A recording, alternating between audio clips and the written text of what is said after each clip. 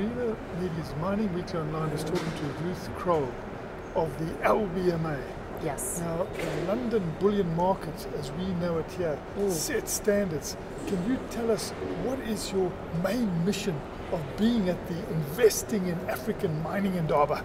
So this year we launched a new standard which addresses environmental as well as sustainability issues for the gold and silver markets. Now, to do that in a credible way, we've got to have the active engagement of the miners as well as the producer nations. So when I say it's a requirement for our refiners, if they want to be listed by us, they need to demonstrate that they've met the guidance and undergo a third-party audit. And the reality on the ground for a miner is that if they're not doing the right thing by the environment and meeting the sustainability agenda, refiners can't take that material. So this is a fantastic way of lifting the ethical standards, keeping standards high, and you always have been in these standards, but this is a progression that you're going into the environment. What are the other things you do that make sure that ethics are upheld in precious metals? So when we launched the guidance back in 2012, the main focus was ensuring we break the link from conflict, anti-money laundering, as well as terrorist financing. We always had the intention to look at environmental issues, but decided to start with those three. Now, almost a decade later, I'm happy that we're getting to the environmental issues, because certainly that's keeping up to speed with the expectation of the downstream.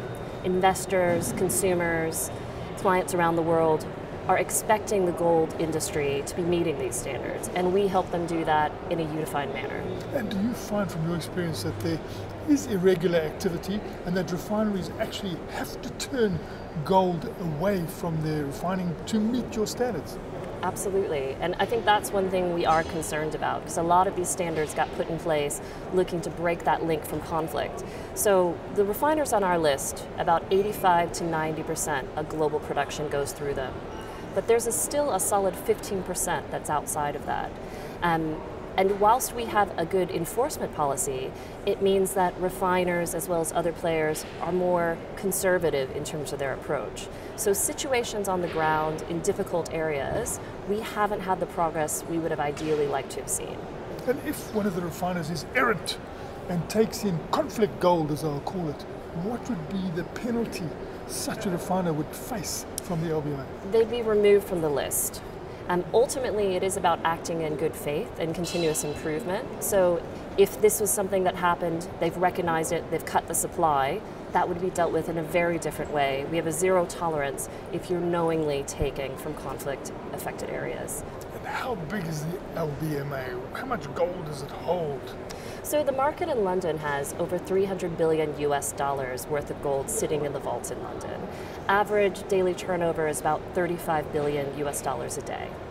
And so the refiners will put the gold through the LBMA at the high standard, and then how does it move out of the LBMA, or where it's being kept, say, in the Bank of England? Who is drawing that gold off? Who's this market, or this face of the market that takes that metal, gold, platinum, silver? Are these jewelry manufacturers, or what are they mainly? There's a variety of actors who do that. I think for a large, though, they're holding the gold in London and it's trading as a currency, as gold does, as it acts like a currency. But in terms of those who take physical delivery, those tend to be the industrial players, the jewelry companies, or folks in the retail space who are looking to turn those large 400-ounce bars or 12.5 kilos into smaller kilobars and other bars and coins. And why is London a good place to control all this? Ultimately, it's extremely centralized. We've got over 300 years of history and track record, and ultimately liquidity. You've got an enormous amount of people looking to buy and sell, and you have concentration when it comes to the physical market for these metals. And do you see, if we did a sort of a SWOT analysis, we've heard your strengths, what are your potential weaknesses? Well, I think, for a market and for a company to exist as long as the London market has, we have to be nimble, we have to be innovative. So there's been growth in Asia. We have to make sure that we keep up to investors as well as client and member demands of how we meet those needs and make sure we're serving a global clientele. And who owns the LBMA? Is there sort of an ownership in the private sector, or is it some sort of not-for-gain situation? How does it work? Ultimately, we're a not-for-profit. We're set up and owned by the market as a utility. So we provide all the functions of an exchange without sitting in between and charging a fee for those services. And so this environmental issue is becoming extremely important. We have climate change, and we watch it all over the movie screens and the TV screens just about every day and see it in the headlines. Would this also help, do you think, if people do things the right way to ensure that Mother Earth is protected, and in doing that, we help to mitigate against climate change? I think ultimately what we're trying to do here is to move the industry to act in a organized fashion, so that if you want to have the international price, you've got to do the right thing. So it pays to do the right thing. And I think that's an important lever, because there's lots of standards out there, lots of requirements, and I really think it's only if we act collectively there'll be a positive change, but using market forces to make sure, unless you want to operate at a discount, you've got to be meeting these best practices.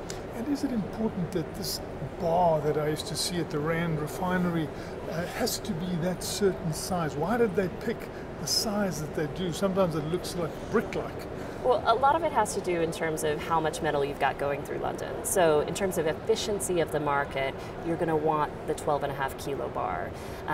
It's about processing, and it's also about safety when it comes to stacking and all these sorts of issues. So it's really a reflection of the size of the market itself. And why, when I went through there, I always see 99 point something. Is the 100% absolutely unobtainable or attainable? I mean, I think that's really a question for the scientists, but I think ultimately we represent a 995 to 49s market, and that is a reflection of appetites around the world. Certainly there's a preference for 49s in China, but 995 in India, so we represent a range that suits that global market.